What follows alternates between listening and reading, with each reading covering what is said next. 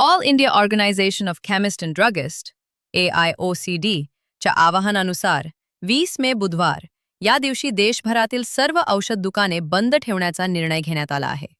Online औषध विक्री, corporate कंपन्यांकडून मिळणाऱ्या अवाजवी डिस्काउंटचा दबाव आणि देशातील औषध वितरण व्यवस्थेवर वाढता धोका यांसारख्या महत्त्वाच्या मुद्द्यांवर सरकारचे लक्ष वेधण्यासाठी बंद पुकारण्यात आला आहे.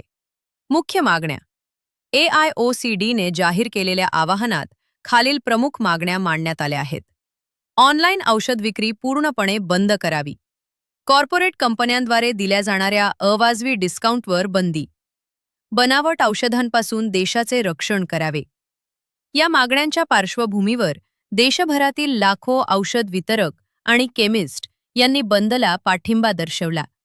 सांगली जिल्हा केमिस्ट आणि ड्रगिस्ट असोसिएशनने देखील या बंदला पाठिंबा दिला. बंद असल्यानं रुग्णांना औषधांसाठी मोठ्या प्रमाणात अडचणी येतायत. नागरिकांनी 1 दिवस अगोदर आवश्यक औषधांचा साठा करून ठेवण्याचे आवाहन करण्यात आले होते.